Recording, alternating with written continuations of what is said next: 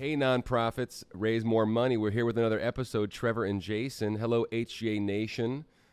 We've got a very, very special guest, a friend of HGA, joining us today. Matt, where are you located? I am in Grand Rapids, Michigan. Okay, you're near your home base then. Okay, gotcha. So Yeah. from Grand Rapids, Michigan, we've got Matt Burnell, the founder and CEO of ClickBid with us. So a true fundraising enthusiast, and I would like to say an expert in the space. And we've got him on today to ask some really cool questions. ClickBid is a great mobile bidding software company. As mentioned, friend of HGA, we use ClickBid and work with his group on a regular basis, and they're fantastic. So thanks so much for joining us, Matt. Really, really cool, man. Yeah, my pleasure. Appreciate it, brother. Yeah. So one of the things that we wanted to just hit on, because you guys are seeing so many events across the country like we are, and really just to say, what are you guys seeing? What's working really well? What you're seeing is doing well? Maybe changes that haven't you've seen different than the last couple of years. What's great? What's not? Just anything that you had to see on that. Well, thanks for having me on the podcast today. And Absolutely, brother. yeah, the last 2 years, certainly has impacted a lot of people and changed the way fundraising happens. We pivoted to virtual, and our hope is to see, as we put COVID somewhat behind us, is to see a transition from virtual to hybrid. And the good news in all of this is that people are still, they're still doing events. They're still doing silent auctions. And there's a huge value for that. Getting people back into the ballroom is just, we're seeing a huge increase from last year and of course the year before of people doing in-person events. And so, as working with nonprofits like yourself, we really want to drag nonprofits. Sometimes you see two skid marks on the path, right. bringing them. Oh yeah, all the time. Especially before COVID, right, brother? So Right. this is a necessary evil, I like to say. Yeah. And we don't want it to be a flash in the pan, because the course. thing that we found in COVID was that people were still raising a lot of money, and Oh, for Tremendous sure. amount. Absolutely. and virtual events were even more profitable because they were less expensive. And so, we want people to leverage the benefits that they got out of that into 23, 24, 25, down the road. It's become just a standard. And I remember back when we started ClickBid in 2010, and then doing our events even before that in 2002 to 2010 when we incorporated, was this. It feels like we're back in some of that pattern again, where we're bringing nonprofits into the technology world. Love back that, then, man. Yeah. of going from paper to electronic. Now I feel like we're doing the exact same thing, but with in-person events, but bringing in that virtual component. Yep. Which if you think of a institution, a school or hospital that has constituents all over the world, and they're busy and they're out of town, you don't want them to miss your event. You want them to hear the message, participate, raise a paddle. And so you can do all that, and we're seeing more and more of that now. People are experimenting with it, exploring it, and I think they're doing really well with it. That's huge, man. That's something Absolutely. that I've talked to cool. a lot of like you said, like school foundations and stuff. And I said, well, how many people are here? How many people you got around the country? Oh, we've got thousands. Yeah. Well, do they all come in for your event? Oh no. Yeah. And it's like they Exactly. never even thought that they've got this huge donor base who believe in what they do and are there. And so it's just leveraging the technology to bring them in. You mentioned the schools too. I mean, that's huge, Matt, of course, because we think that that's one of the easiest ways for folks to give is when they're going to give to their children's school, right? But then you got grandparents, you have aunts and uncles, you have the alma mater, the alumni, pardon me, of the school, whatever the institution might be. That's a tremendous giving potential, right? With the alumni alone, and then the other extended family that want to give to the children's school. So, just empowering these organizations to do that and to stretch out like that, I think it's fantastic. It's just unfortunately for fundraising pre-COVID, there was such a myopic focus, you know what I mean, on just let's get the folks in the room and we'll sell the tickets and the tables and all this good stuff. But this has just opened up the whole world. We just don't know. We don't even know how deep the rabbit hole goes in our estimation. You know what I mean? Really cool stuff. Yeah, there's a good analogy I read somewhere where, a venue is you're 4 walls of the venue, and you rent it for, 6 hours, 8 hours to put on your event. Right. And then you have to leave. Like, you have to get everything out of there by 1 a.m. in the morning, or else you start getting billed extra. I mean, there's just all these parameters around this box that you have. Yep. But it's what they've been doing for years. And the analogy is, a girl goes over to her grandparents' house for Thanksgiving, and there's a ham, and the ham always have both ends cut off, the front and the back. And she says, "Why do you do that?" And then her mom says, "Well, I don't know. We've just always done it that way." And so her mom asked her husband, "Why do we do this?" And he says, "I don't know. We've always done it this way." And so they got to Grandma, and Grandma said, "Oh, well, when we did this, 50 years ago, we didn't have a pan big enough to fit the ham, so we cut the ends off." And it's like, well, okay, just because you used to do it a certain way doesn't mean that it's the best way forever. You're Preach, limited. We've always been limited in our technology and ability, but the problem is it creates a box that you have a hard time getting out of. 100%. Well, so hey, I want to ask you to expand on that for just a second, though, because one of the things that comes up is, I know, and for those of y'all who don't know, ClickBid has the best streaming platform fully integrated into their platform. It's why. No, stop. Well, no, I say that because I've seen a bunch of them, and some of them were left very lacking. So so I'm not saying, or lagging, right? I want to give credit where credit is due, but it's not just the video portion that really creates a lot of value. Yeah. I mean, just the ability to be able to share your event out, just user with interface. The platform, other ways than that, I think is part of where you're going, right? Absolutely. Yeah. There's the idea that your event starts at 6, doors open at 6, but there's an open bar, there's socializing, there's things that people benefit from by being ticket holders. Mm-hmm. But the real program starts at 7:30 when the meal's done and the foundation director gets up to start talking. Mm-hmm. And if you can broadcast that, so you don't have to broadcast the whole thing because nobody wants to watch a bunch of people eating dinner. Right. You can your virtual portion doesn't have to be the same as your physical portion. Mm-hmm. Mm-hmm. So nonprofits used to be afraid that, well, if we do this, then nobody will go to the event. And it's like, well, definitely that's not true because of what happened after COVID. I mean, we've all had the choice now to go to a virtual event, and we're so ready to go back to in-person. For sure. So you take it away, people clamor for it even more, we found, right? Yeah, and so, you bring that program out there. Now, when you think about it from that perspective, you have the opportunity to engage the people that are watching, not just to see the program, but to do the same tear-jerking, the video that really brings the message home, really speaks the emotional truth of the nonprofit, and people can give in the same way as people in the room, and being able to reduce that delay between the people who are watching at home and the people who are watching at the venue.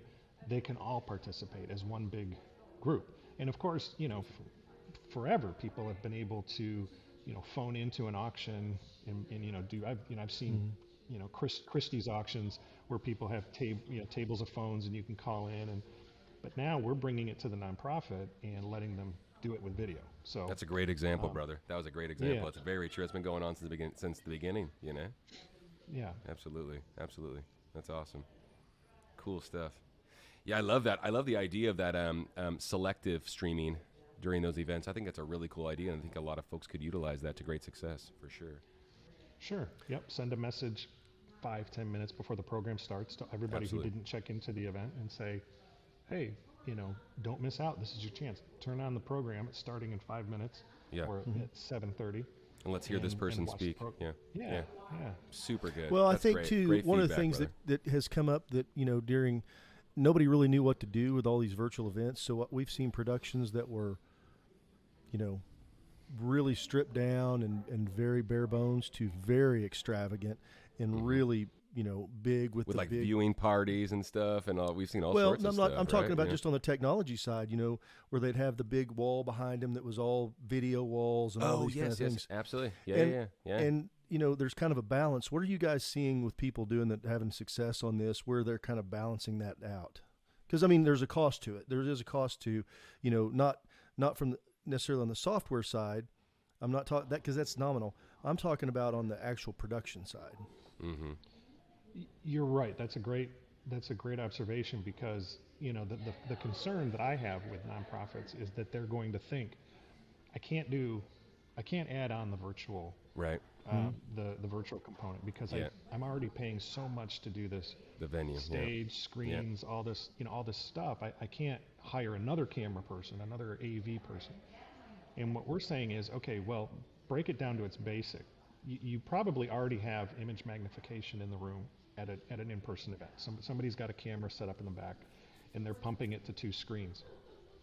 All you need to do to bring that into the virtual world is just take a cable, plug it into a laptop, and broadcast it. And so there's no additional production cost. Now, what you could do if you were, this cutting edge, bleeding edge nonprofit that wanted to really go crazy, you could have an additional, like a podcaster would kind of be stationed off into a section where they would be the virtual host. So no, we don't want to watch people eating, but we could have a camera with the host walking around, doing the interviews, and that takes it to a whole new level. But of course, it's possible. And yeah, and then the question is, well, wait a minute, which one do we do? I would say, start simple and do this. Just take the video that's already being projected to 2 big screens in the room, and just add a 3rd screen, which happens to be, a broadcast. Yeah. And then if you have... That's easy, brother. That's well, easy. The whole part of this, when I asked that question, that's what I wanted you to say, is that basically there's no additional cost. Right. It's so nominal that there's just no reason not to do it. And that's, I was kind of late. That's what I was wanting to hear you say, is, to encourage people to quit overthinking about all the production stuff and just keep it simple. We found in our research that the average donation that we get into ClickBid is about $500 from a charity event. Mm-hmm. So if you do a virtual broadcast and you broadcast to 10 people, if one of those people donates, your nonprofit has brought in, $500. Mm-hmm. And so from a financial standpoint, you're generating revenue and you're generating income. But on a social level, and this goes to, what you guys do at HGA with the items. It's your event is not just a one-time, in a room thing. It's a chance to communicate. You have, I'm adding this incredible auction package that I've never had before, but I partnered with HGA, so I got this really cool trip to, wherever, and now I'm going to make it a big social splash, and I'm going to put it out on Twitter. Mm-hmm. I'm going to put it out on Facebook, Instagram.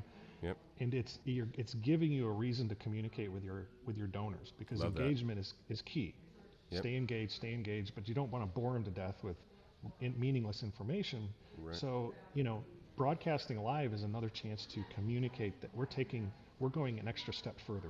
We're getting out there to all our constituents around the country. And we've got these amazing auction packages that we've never had before. And they're awesome. They're not just your run of the mill, which are good run of the mill, but it's not a wine package or a cooler full of wine. This is a trip to a vineyard to learn about wine. And so, that's the other side of these events that you can't miss out on, is the socializing pieces of it, the ability to reach out to donors and communicate with them. That's excellent. Do you guys have any quantifiable data that you could share about that, about what you're seeing for the ones that do and versus the ones that don't? We can provide some for sure. Yeah, okay. We don't have anything put together on the spot. I don't have it, but yes, what we do know is from during the pandemic, nonprofits were raising as much as they were in years past. Mm-hmm. We would hear from countless nonprofits that they thought 2021 and 2022 and 2020 were just throwaway years. We'll just try to break even. But when they did do their events virtually, they raised as much. Tremendous amount of money. And well, I think that's awesome, the thing, man. we saw. And one of the big things was, I used to tell people, if you want to raise, making a number up, $100,000, you need to have $50,000 before you walk in the door. And, Mm-hmm. when COVID and everything came around, so then it was like, okay, you need to be 70, 80%. And then to expand on the top of that. And we're seeing a lot of those same habits now carrying into 22, into 23, where they're getting their sponsorships and underwriting really up front, which is something, the software platform obviously helps with. But when they get to the night of, what are you guys, from your perspective, are you seeing happening with those night of fundraising items? Like, we talked a little bit before about silent auction, fund a need, live auction. How are you seeing those things shake out? Or the trends and what have you. Yeah, I'm seeing a lot more adoption of our partnerships with, packages from HG because, a lot of restaurants, a lot of places are just not operating right now, or very limited capacity, and it's not. What I would say is it's not as bad as I feared it would be. A lot of people thought you're not going to find an auction item for the next 2 years. Yeah. But it hasn't been like that. But I will say, if you're not buffering your catalog with these experience items and these things that get people excited to come in, then you're missing out because you're not going to have as big of a catalog. So the catalogs will be smaller of items to be auctioned off. But schools and have a lot of built-in items with class projects. Absolutely. And, Absolutely. Smart. different kinds of awards and parking spaces and stuff like that. That they'll always be able to auction off, and that's phenomenal because it helps in times like these. But certainly in 23, the number of available items will go up. But I still think exactly what we found with video during the pandemic of saying, oh wow, this was actually not nearly as hard as I thought, and it's pretty cool. I think people are finding with these packaged experiences, they're saying, oh, well, this was way easier than I thought it was going to be. Yeah. It's turnkey. Yeah, and that's I'm awesome. Able to advertise it and use it as a really good hook. That's such a huge. Oh, Matt, we can't preach that enough about advertising. And you said the term engage, with folks, and it's just another opportunity to do so. I think that's huge. I think that's seldom understood, as a matter of fact. That might sound like a micro tool, but with a macro effect. I think that's, like I said, we just preach that as much as folks will listen. We've dedicated other episodes to this as well. Engaging with folks, letting them know what's going to be available, letting them know and advertise the experiences, whether it's this or that other thing, or a donated item or what have you, or the parking spot at the school or what have you, or the opportunity to have dinner with the principal. Who knows, right? But just the engagement, as you mentioned, the advertising aspect of this across all platforms is just a win every time. It seems like, right? I mean, I think it's fantastic. Yeah. It's a difference. It's a difference something maker. else. Something else. Since we're talking about silent auction, we talk about this quite a bit, and I'd like to just get your perspective on it. Is that and because nobody had anything else to do except sit home and shop on Amazon, and if you want to get a whole pile of crap, you can have it at your front door tomorrow. True story. To buy that. So whenever we're going out getting those donations, getting those things, even though it may not be as much as we had in the past, the appetite for people at events to buy and bid on them is diminished. They're not. It doesn't excite them. Go and buy a piece of furniture or something, unless it's something special in the art. A ladder. A ladder. Yeah, nobody wants to get a yard. Well, we've got this do-it-yourself yard kit with a lawnmower, a weed eater. Everyone has a blower. Everyone has a blower. And that's a good point. Yeah. That's a really. I'm glad you said that because it kind of answers a question I had. I went to an event.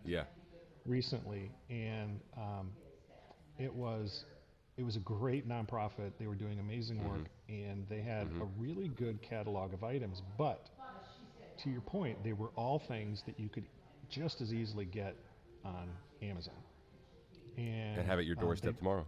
Yeah, exactly. And they were all. It was very well. I mean, the layout was great. They packaged them very well. They did everything right. And the totals were just not going up.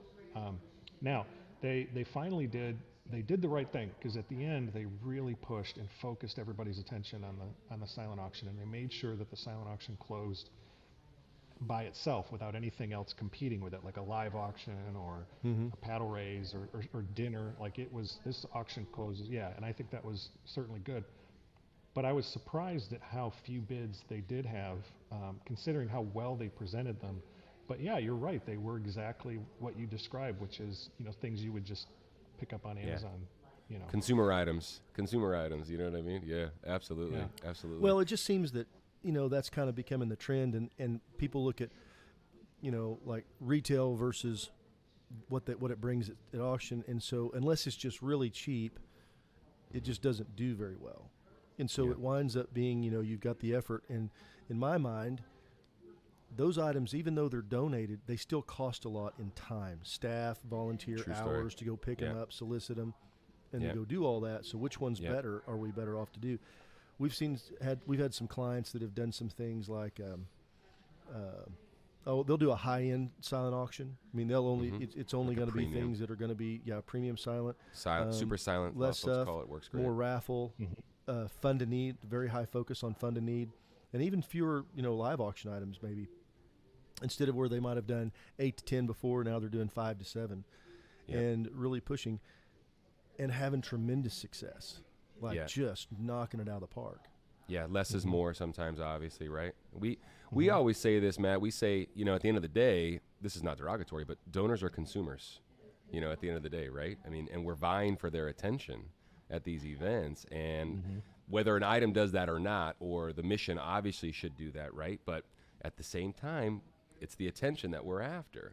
And you use the term, once again, engagement, to do so, or advertising this properly, or just, once again, just having very, a succinct focus on good items that are going to be, unique, and that you just can't find just, on your Amazon app. You know what I mean? So that folks have been very successful with that, for sure. I think it's cool. It's good feedback, really good feedback, because you're seeing you saw what we were seeing. So good, last question for you. What is something in 22 that just blew you away and surprised you, that you've seen in 2022 that, obviously you talked about question. that. What is something that just you really were surprised at the result? That's not going Good, anywhere either. That good, we bad, can use, well, good, bad, or indifferent. Okay. That's a great question. Sorry, brother. It's our job, man. I'm sorry. It's our job. I want to answer that intelligently, because we did learn a lot. There's a lot of stuff, to digest, I'm sure. What I would say was how, when put in a situation of uncertainty, how many nonprofits did leverage technology to stay in front of their donors, I guess was really impressive to me. In contrast, how quickly they would abandon it once we get back to a normal state. Oh, interesting. I don't like hearing that. The rubber band, I don't like hearing that. Yeah, we expanded out to this wonderful adoption of technology that really has been around for a long time. True story. Having a background in video, this was like, a bucket list for me was to integrate video into super smart into auctions, and so we had this opportunity. But now I'm concerned that the rubber band is contracting again, and don't go back to the way it was. I mean, you have. TikTok is massive. Instagram, if you ever want to know the power of video, go to Instagram and look at a photo versus a video. Yep. How many engagements do you get on your videos versus how many engagements you get on a picture? Absolutely. It's far more with a video, because it's a moving element. It's fun, and I mean, you're talking about attention, man. You're talking about attention. There's the TikTokification. I saw some really interesting information from a guy that Trevor and I both listened to him on YouTube, and he said on the brief, the little short clips on YouTube now, TikTok, there is more demand than there are videos for that, and so because everybody, it's faster, quicker, and having those things, people that's what they want. They want the information quick, fast, and of course, they've got the, everybody's attention span is less than a guppy now. So you got to grab it and do the best you can when you have it. Yeah, you got to be deliberate with it. Keeping that in mind with what you were talking about, one of the things that we found out, and I know you did too, during COVID, we all had this idea that everybody was going to go dress up, put their tux on, sit down in front of their TV, get them have a martini and a glass of champagne, and they were going to watch this big show. What we found was that everybody was watching it on their cell phone while they were walking their dog or playing with their kid or doing something else. They were multitasking with that. True story.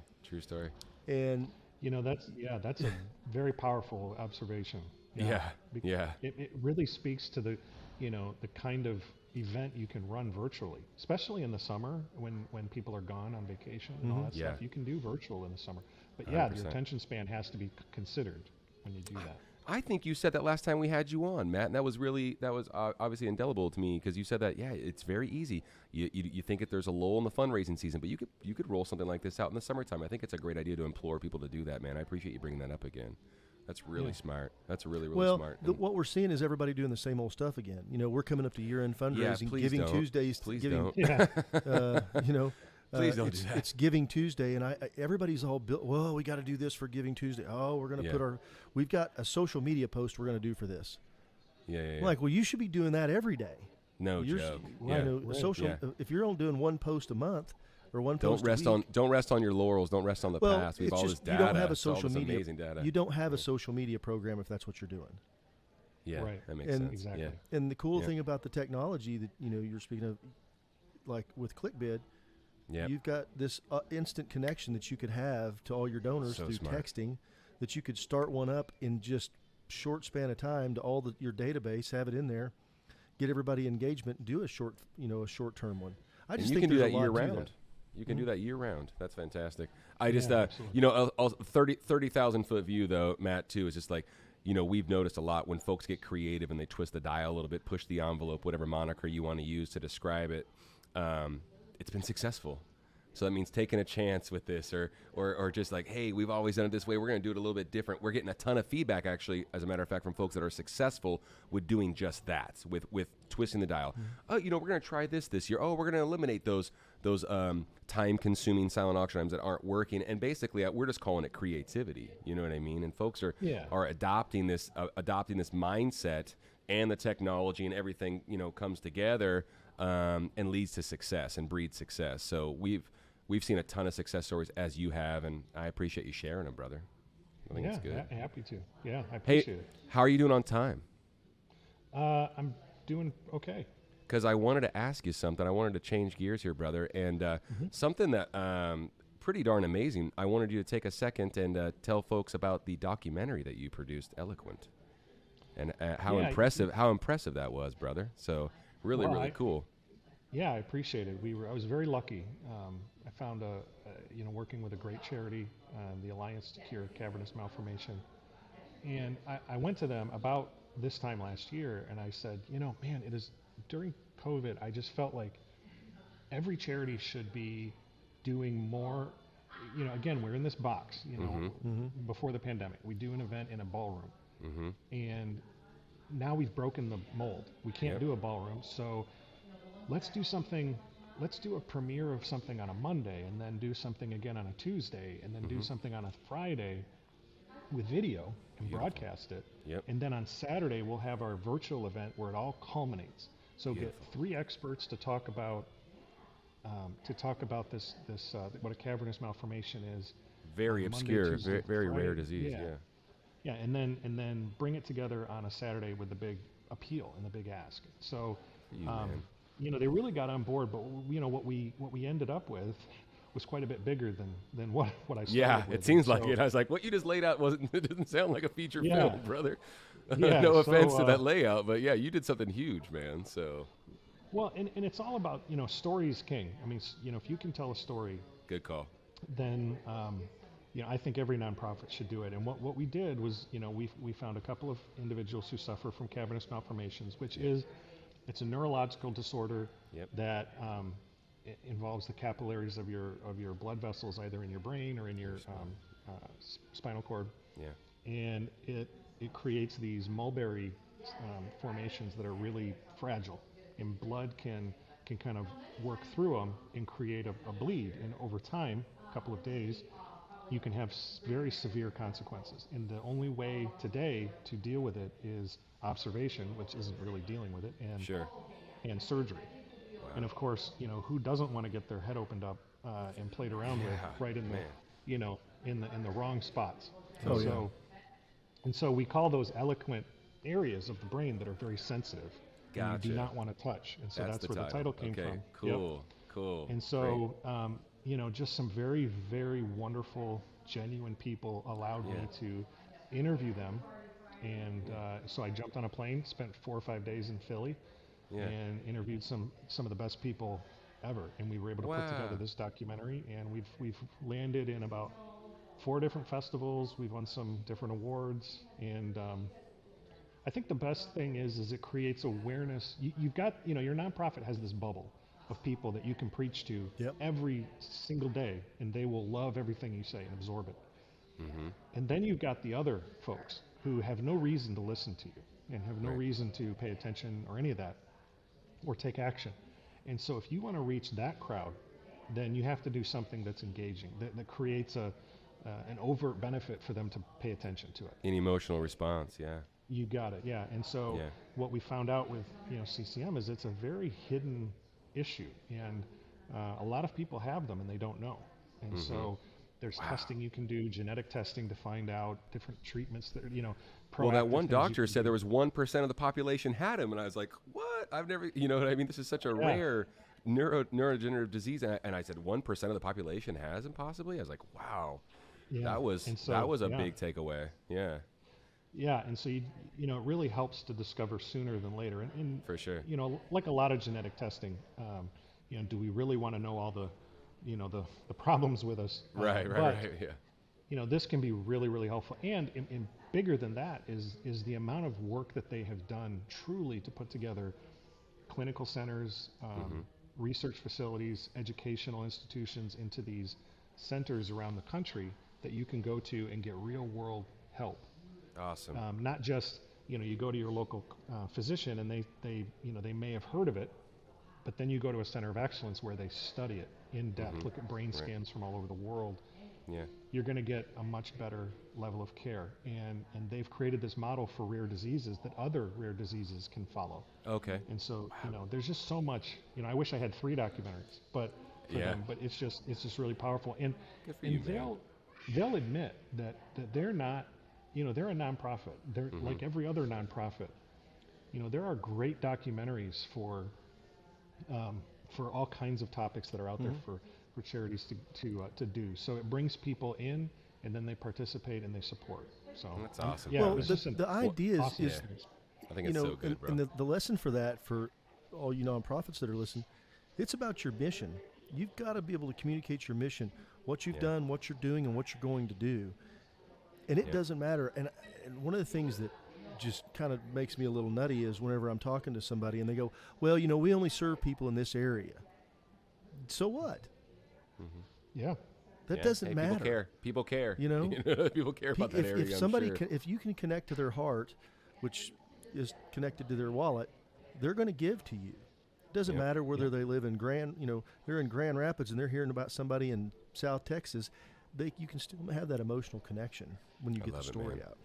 People need to hear about the power of these mediums, Matt. So really, really thankful that you shared this, brother. Seriously, we could talk about this for an hour and a half at least about the power of these things. I know you're probably tired of saying it to so many people or offering the idea. So I'm so thankful that you did with our audience, brother. It means a lot, man. And good on you, man. Good on. I sense there's probably more documentary. I sense there's more ClickBid documentaries coming. So I mean, if I'm I had not my trying way, to put yeah. trying to put work on your plate, brother, but you're great at it, man. So hats off to you, man. Yeah, it was definitely a great experience. So For sure. I Good for you, highly man. recommend it. And we did it. I mean, we donated a lot of money for it, but it was less Cool. than, I don't know, maybe $10,000. Cool. Just so it And really isn't time, that- a lot of time and consideration, of course, as well. Yeah. Yeah, you'll trade money for time, but Yeah. Hey, bro, tell us where we can find it. Tell us where the audience can find the documentary Eloquent.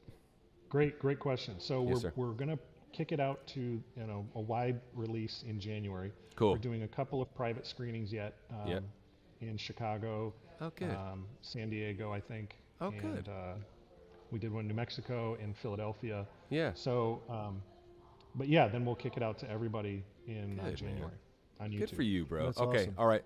Excellent. So everyone look out for that Eloquent on YouTube around the first of the year. That'd be fantastic. And then, Matt, if you don't mind, where can folks find you? It could be an email address, a handle. We want to, if you're okay with this is our job. We always throw our guests under the bus so folks can reach them directly if they have want more questions about video and all these wonderful tools that you riffed off. I wasn't even expecting, brothers. That's huge stuff. So where can folks find you? Yeah, you can find email. Yeah. You know, the old school. Yeah. Matt@clickbidonline.com. Perfect. There you go. Beautiful. That's what we Matt, suggest. thank you so much, man. We really appreciate you taking the time. Love the work that you do, and for all the nonprofits out there, we really appreciate y'all's relationship. Yep. And Yep, we love your hope to company, have you love on your again team, soon. man. Yep. Really, really thankful that you came on. We'll have you on again, brother. All right. Thanks, guys. Thanks so much for the time, man.